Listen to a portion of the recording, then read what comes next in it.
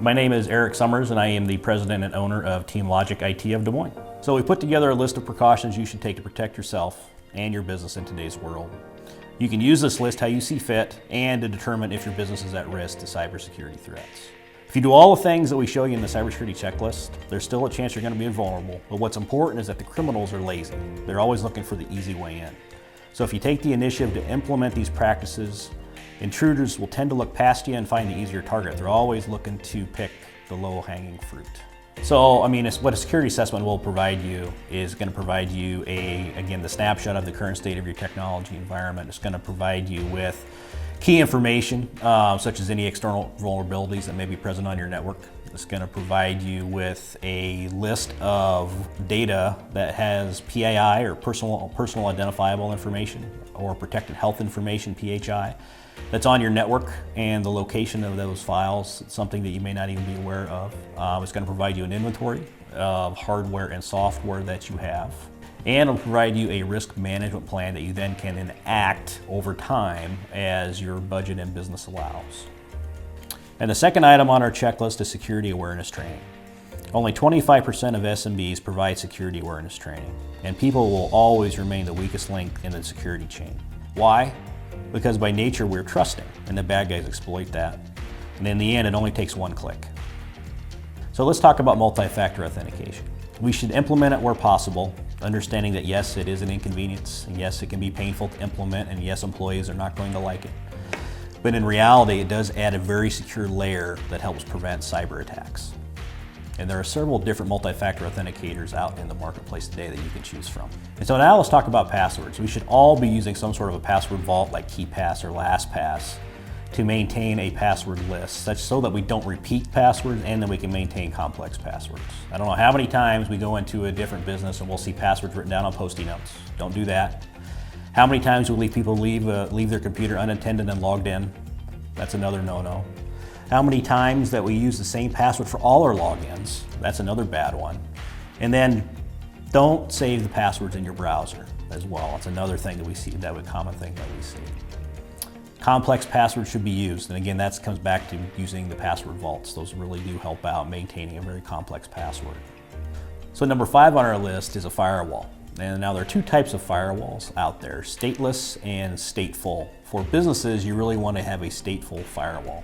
If you want to know what you're using, take a look at what you believe is your firewall and look at the make and model and Google it and see if it is a stateless or stateful. And again, we want to be using a stateful firewall for our business. A stateful firewall can monitor your traffic from end to end, whereas a stateless firewall is more of a static firewall that just analyzes the data packets as is. So next on our list, let's talk about endpoint security. No matter what, at a minimum, you should have some form of antivirus or anti-malware software installed and up to date on your computer. So in 2017, a new malware strain was discovered every 4.2 seconds. These are commonly called zero-day exploits, something that standard antivirus software or anti-malware software is not going to be able to detect or protect you from. This is where we get into advanced endpoint security. So number 7 on our list is data backup and business continuity. We want to automate this process as much as possible, take that human element out of it. Also, avoid the urge to use USB keys and external hard drives as your data backups.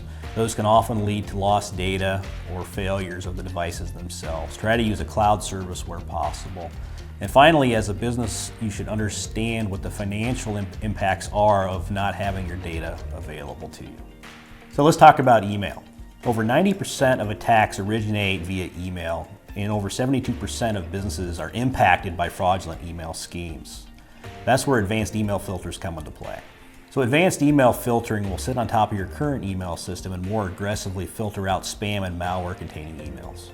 These advanced email filters are cost effective, and we put them in place for several of our clients to help screen and protect them from not being the 90+%.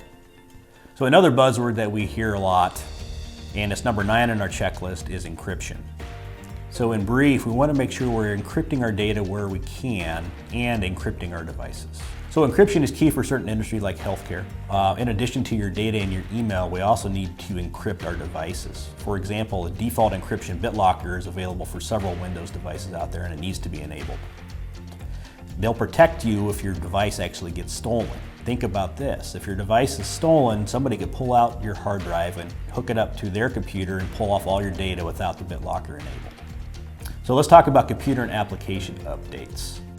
These are released typically because of known vulnerabilities that have been exploited by bad actors or hackers out there, and they need to be done. These patches will actually prevent or repair those known vulnerabilities. Typically, we like to see those automated and take the human element out of it. So finally, on our cybersecurity checklist, number 11, dark web research. So when we hear about the breaches on the news, typically those results of the stolen credentials will be put up for sale on the dark web. That's where we find passwords, social security numbers, credit card numbers as examples. We go to the dark web and look for that information for our clients so we can notify them and help mitigate any possible damages that may occur in the future.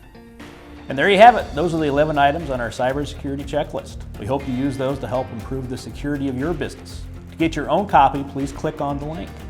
If you have any questions, don't hesitate to reach out to TeamLogic IT of Des Moines.